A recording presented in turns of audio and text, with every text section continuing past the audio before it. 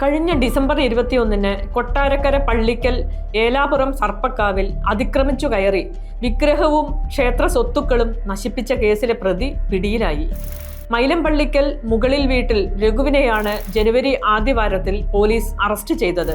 ക്ഷേത്രത്തിനുള്ളിൽ അതിക്രമിച്ചു കടന്ന രഘു കൽവിളക്കുകളും മറ്റ് സാമഗ്രികളും നശിപ്പിച്ചു. ദേവീനടയുടെ മുൻവശം സ്ഥാപിച്ചിരുന്ന വിളക്കുകൾ മറച്ചിട്ടു. സർപ്പക്കാവിനുള്ളിൽ സൂക്ഷിച്ചിരുന്ന വിളക്കുകളും ഹരിവിളക്കുകളും ഇളക്കിയിടുകയും ബാലാലയത്തിൽ സൂക്ഷിച്ചിരുന്ന വിഗ്രഹം നീക്കം ചെയ്യുകയും ചെയ്തു. വിഗ്രഹം പിന്നീട് കിണറ്റിൽ നിന്ന് കണ്ടെത്തി. പോലീസ് നൽകുന്ന വിവരമനുസരിച്ച് ഇയാൾ BJP പ്രവർത്തകനാണ്. ഇക്കഴിഞ്ഞ തദ്ദേശ തിരഞ്ഞെടുപ്പിൽ ജില്ലാ പഞ്ചായത്ത് കലയപുരം ഡിവിഷനിലെ BJP സ്ഥാനാർത്ഥിയും പഞ്ചായത്ത് മുൻ അംഗവുമായ രാധാമണിയുടെ ഭർത്താവുമാണ്.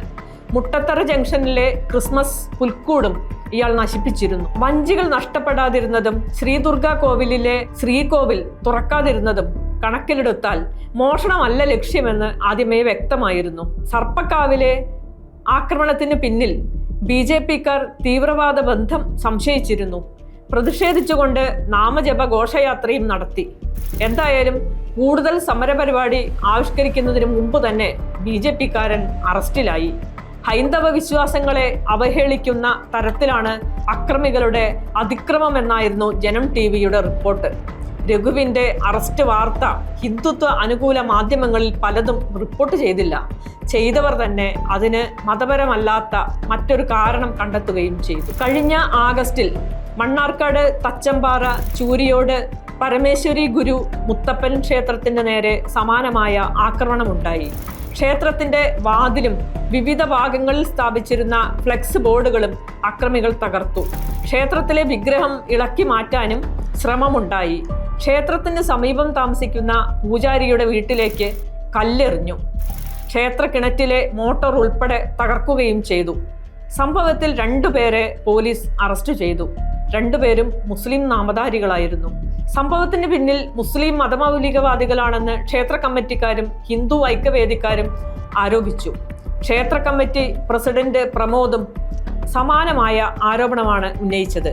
ഇതേ പ്രമോദ് തന്നെ പിന്നീട് ആക്രമണത്തിന് പിന്നിൽ ഭൂമാഫിയാണെന്ന് ആരോപിക്കുകയും ചെയ്തിരുന്നു. അതായത് ഒരു സംഭവത്തിൽ മുസ്ലിങ്ങൾ ഉൾപ്പെട്ടാൽ മറ്റെന്ത് കാരണമുണ്ടായാലും പ്രധാന കാരണമായി മതമൗലികവാദ ആരോപണമുയർത്തുക എന്നതാണ് സംഘികളുടെ രീതി. എന്നാൽ ഹിന്ദുക്കളാണ് ആക്രമണത്തിന് പിന്നിലെങ്കിൽ മതപരമല്ലാത്ത കാരണങ്ങൾ കണ്ടെത്തുകയും ചെയ്യും. ക്ഷേത്രങ്ങൾക്കും ആരാധനാലയങ്ങൾക്കും എതിരെ ആക്രമണം നടത്തി ഹൈന്ദവർക്കിടയിൽ വൈകാരികതയുണ്ടാക്കി അത് മുസ്ലിങ്ങൾക്കെതിരെ തിരിച്ചുവിടുന്നത് സംഘപരിവാറുകാർ ഉപയോഗിക്കുന്ന പഴയൊരു തന്ത്രമാണ്. പലയിടത്തും അത് പരീക്ഷിച്ച് വിജയിച്ചിട്ടുമുണ്ട്. ഇങ്ങനെയുണ്ടാവുന്ന ക്ഷേത്ര ആക്രമണങ്ങളിൽ ചിലത് പോലീസ് തെളിയിക്കും, ചിലത് തെളിയാതെ പോകും. എന്തായാലും സംഘപരിവാറുകാർക്ക് ലാഭമാണ്. സംഖ്യകൾ ആസൂത്രണം ചെയ്ത് നടത്തുകയും മുസ്ലിങ്ങളുടെ തലയിലിടുകയും പിന്നീട് ശരിയായ വസ്തുത പുറത്തു വരികയും ചെയ്ത ഏതാനും ക്ഷേത്ര ആക്രമണ സംഭവങ്ങളുടെ ചെറിയൊരു പട്ടിക ഇനി നമുക്ക് പരിശോധിക്കാം. ആദ്യത്തേത് മുസ്ലിങ്ങളുടെ തലയിലിടാനുള്ള ശ്രമം ആദ്യമേ പാളിപ്പോയ ഒരു സംഭവമാണ്. 1993 സെപ്റ്റംബർ 6 താനൂർ ശോഭപ്പറമ്പിൽ RSS പ്രവർത്തകന്റെ വീട്ടിൽ നടന്ന സ്ഫോടനത്തിൽ തിരുവനന്തപുരം സ്വദേശിയായ ശ്രീകാന്ത് കൊല്ലപ്പെട്ടു. ശ്രീകൃഷ്ണ ജയന്തി ഘോഷയാത്രയിലേക്ക് നേരെ എറിയാനുള്ള ബോംബ് നിർമ്മിക്കുന്നതിനിടെയാണ് സ്ഫോടനം നടന്നതെന്ന് പരിക്കുപറ്റി ആശുപത്രിയിൽ പ്രവേശിപ്പിക്കപ്പെട്ട ശ്രീകാന്ത് മരണത്തിന് മുന്നായി പോലീസിന് മൊഴി നൽകി. ഈ സംഭവത്തെക്കുറിച്ച് അന്നത്തെ മലപ്പുറം പോലീസ് സൂപ്രണ്ട് ഉമ്മൻ കോശി പ്രതികരിച്ചത് മലപ്പുറത്തെ ദൈവം രക്ഷിച്ചു എന്നാണ്. ഈ പ്രസ്താവന ഏറെ പ്രശസ്തമാണ്. 1999 വളാഞ്ചേരി കൊടിമുടിക്കാട് ക്ഷേത്രം തീവച്ച് നശിപ്പിക്കപ്പെട്ടു. സംഘപരിവാർ ബന്ധം ആരോപിക്കപ്പെട്ടെങ്കിലും കാര്യക്ഷമമായ അന്വേഷണം നടക്കാത്തതുകൊണ്ട് പ്രതികളെ പിടിക്കാൻ കഴിഞ്ഞില്ല. 2001 പെരിന്തൽമണ്ണ താലൂക്ക് കുറുവ പഞ്ചായത്ത് പഴമള്ളൂർ കോഴിയൂർ ക്ഷേത്രത്തിൽ ശ്രീകൃഷ്ണ ജയന്തി ഘോഷയാത്രയ്ക്ക് തയ്യാറാക്കി വെച്ചിരുന്ന നിശ്ചല ദൃശ്യങ്ങൾ കത്തിച്ചു. ഈ സംഭവത്തിലും പ്രതികൾ പ്രദേശത്തെ RSSകാരായിരുന്നുവെങ്കിലും കാര്യമായ അന്വേഷണം നടന്നില്ല. 2002 ഒക്ടോബർ 2 താനാളൂർ ശ്രീ നരസിംഹ ക്ഷേത്രത്തിന് തീയിട്ടു. ക്ഷേത്രത്തിനുള്ളിൽ നിന്ന് തന്നെയാണ് കത്തിക്കാൻ ആവശ്യമായ തീയെടുത്തത് എന്ന് വ്യക്തമായതോടുകൂടി ഈ അന്വേഷണം അവസാനിപ്പിച്ചു.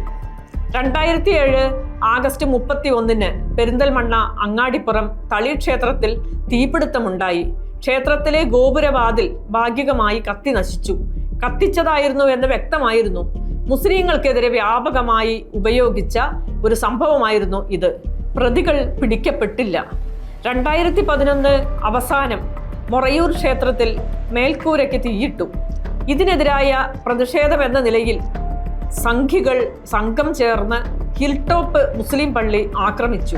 2017 ജനുവരി 20 വാണിയമ്പലം പാറ ക്ഷേത്രത്തിലെ വിഗ്രഹങ്ങൾ നശിപ്പിച്ചു.